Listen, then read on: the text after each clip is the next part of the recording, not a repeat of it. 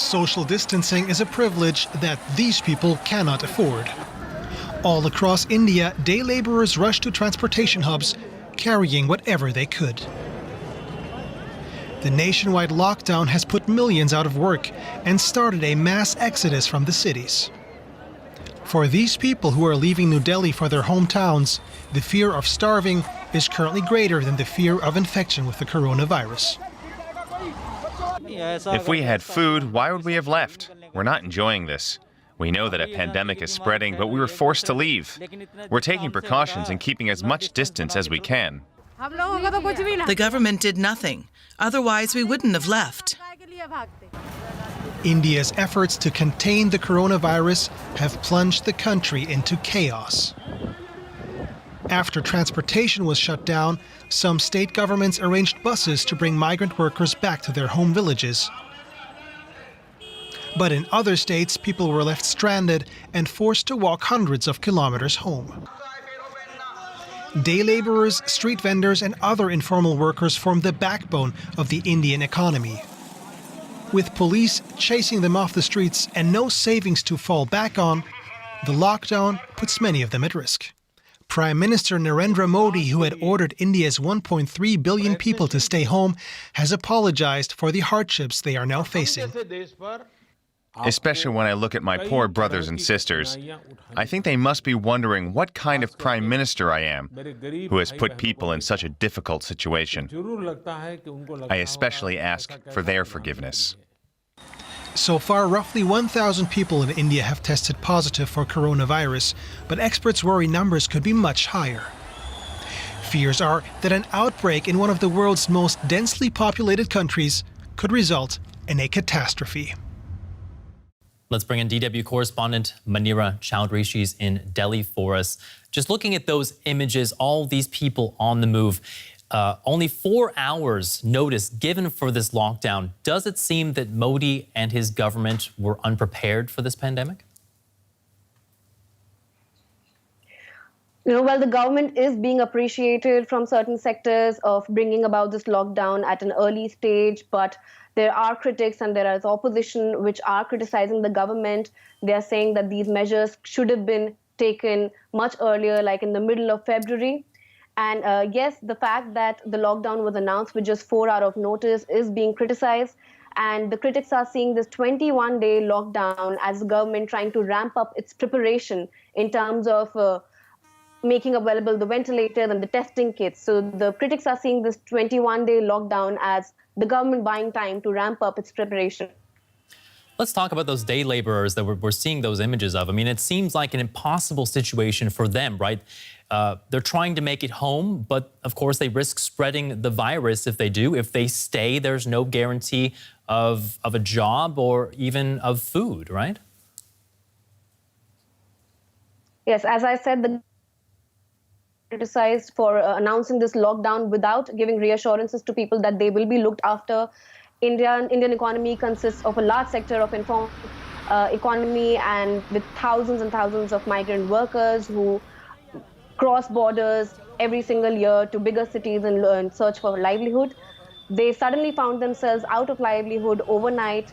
They have been heard saying that they can't afford to die of starvation. They have a family to look after. And they're going back to their villages and their towns in really unsanitary and overcrowded conditions. So yes, A, their livelihood has been affected, but B, there is also a danger of what diseases or viruses that they may be carrying back to their towns and villages and carrying back to their families. And in rural areas in India, the healthcare system is not that good. The number of hospitals are low, the number of doctors are less.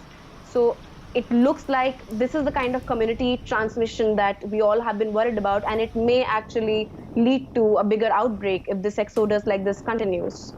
What are the chances of that? What have public health officials been saying about the current situation there with so many people potentially moving into the countryside, something similar that we saw happening in China earlier in this outbreak?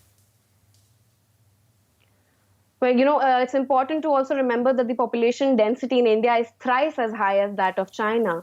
So the danger is far bigger here because as we saw the images, there are thousands of workers who are walking and queuing up in bus stations to go back to their homes, to go back to their villages.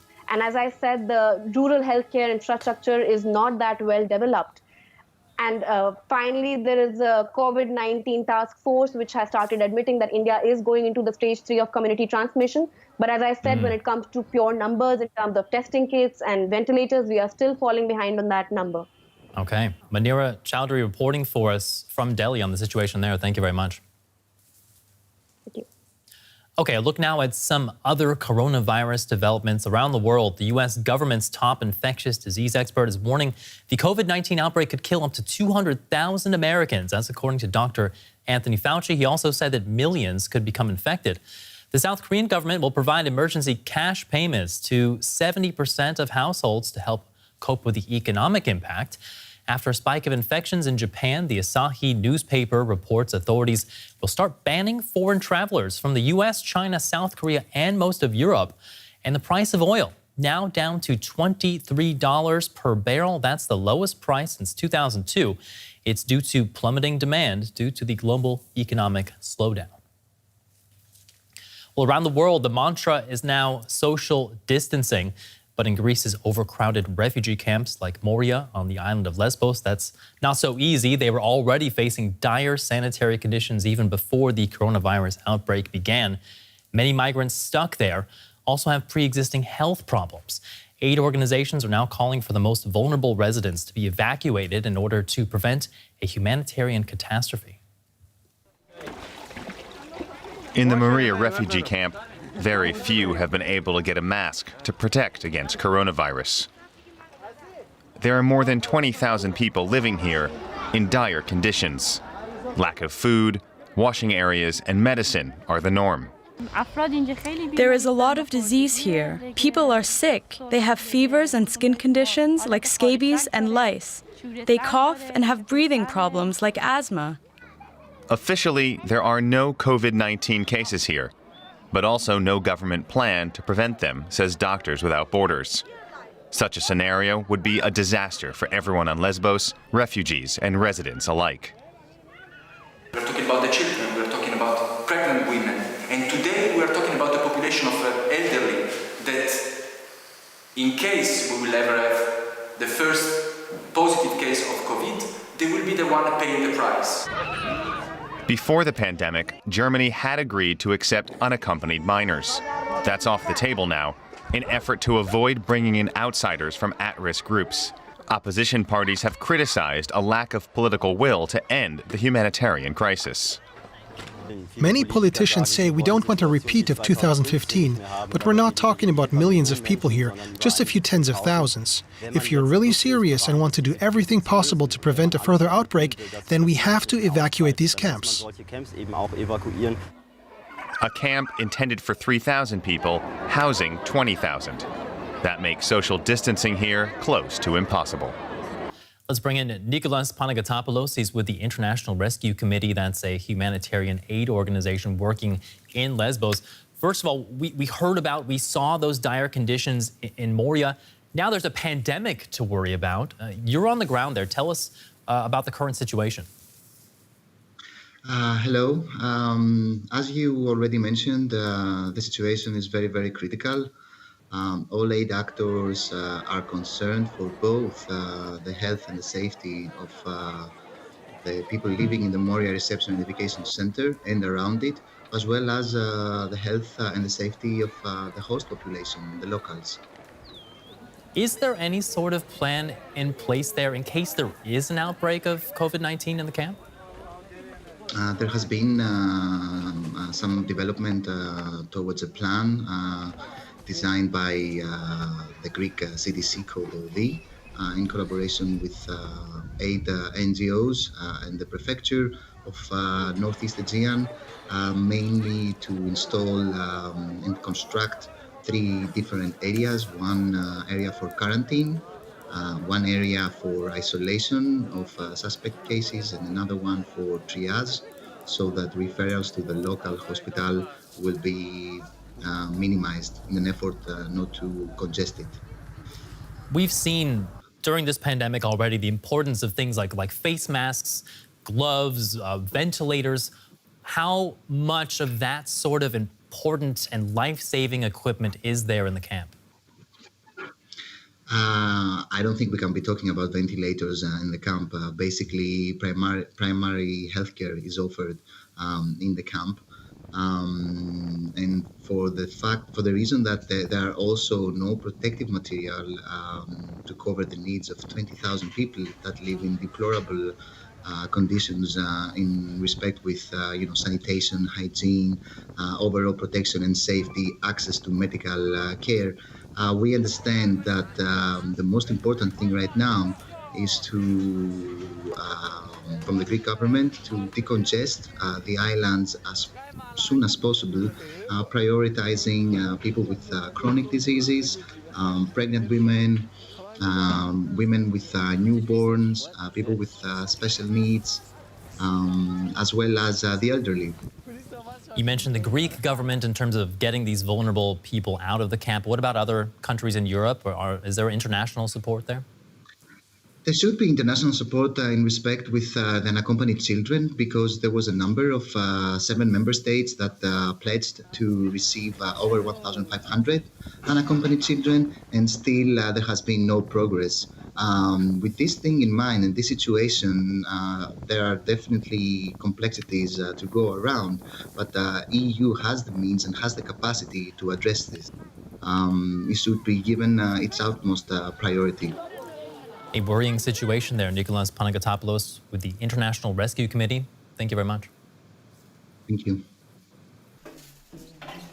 Jagwamyung Bosal has been cooking free meals for those less fortunate since 1992, becoming the Charity Kitchen's manager 3 years ago.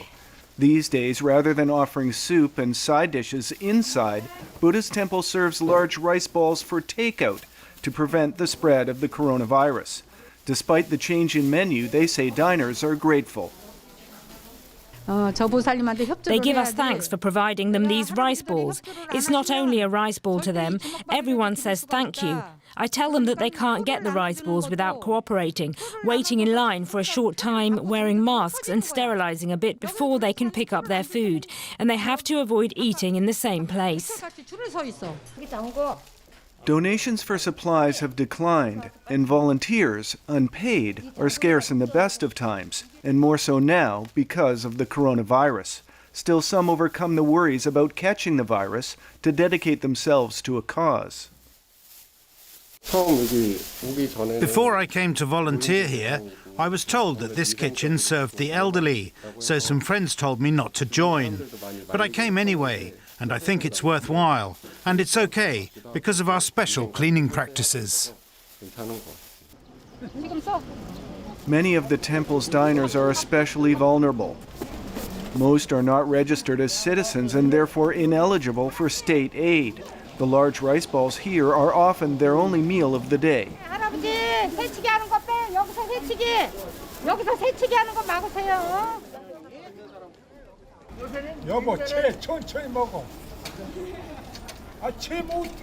There had been a decline in the number of new coronavirus cases in South Korea in early March, but new clusters emerged, including here in the capital, Seoul, prompting officials to call for greater vigilance.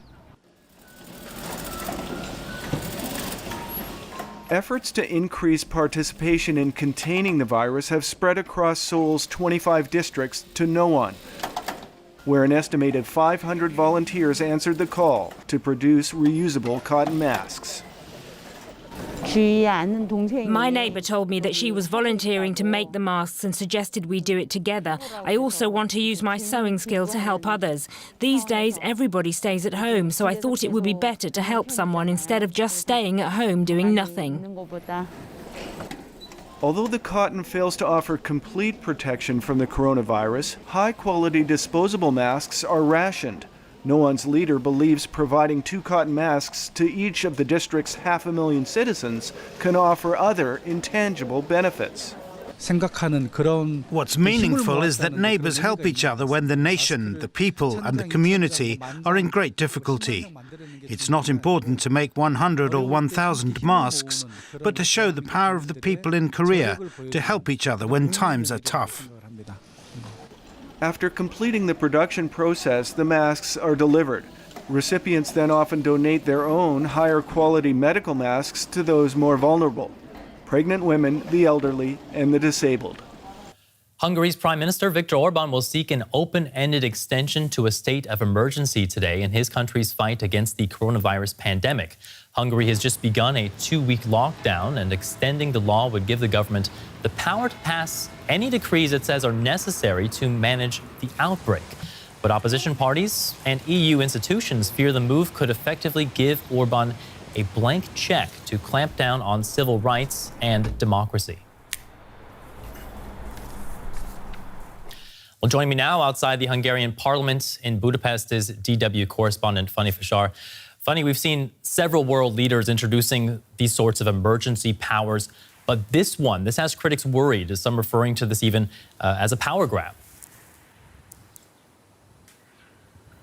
Exactly, Carl. That's because there's no clear cutoff date when it comes to this law. Once it's being passed here behind me in the parliament, most likely today, it will be basically in effect for an indefinite time. And this is exactly what gets opposition parties here in Hungary, but also voices from within the European institutions, lawmakers, human rights organizations worried that the law may be misused. Now, there's one element that's part of this emergency package that also makes especially journalists here in Hungary worried, which has to do with the fact that it says if you disseminate, if you spread false information, you can be liable and go to prison for up to 5 years. Now, this is especially of concern of journalists here because they say already the media landscape is structured as such that it is in the hands of people who are loyal to the Hungarian government. So yes, there is concern that this law will be misused, even though of course at this point nobody knows how the measures, once in place, how these measures will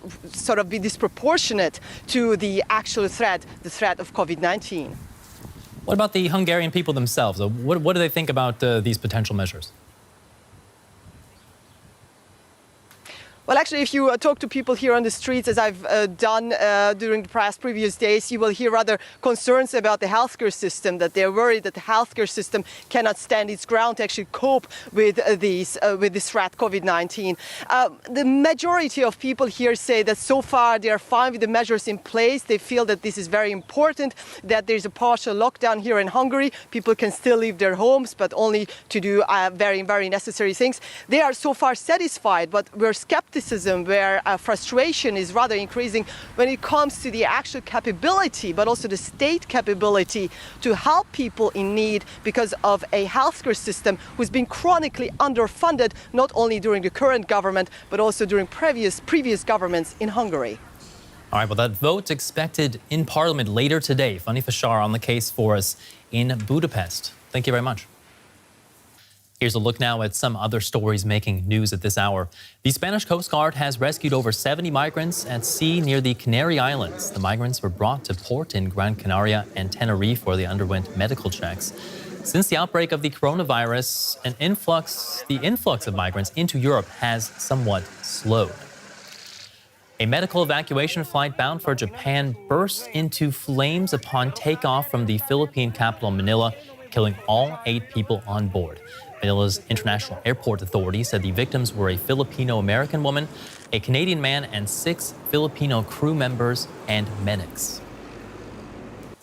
Well, for many people trying to keep fit during the coronavirus outbreak, they know it isn't easy. Some are using online gym classes to exercise at home. But what if you had your own personal trainer right there in your own neighborhood? Well, some people in Hamburg are in luck. Pato Cervantes is a Mexican fitness coach. He lives there, and he's been leading free workouts for his neighbors. You can see them there on their balconies taking part. It all comes with music and even improvised weights, as you can see. The best part of the whole thing, no gym membership required.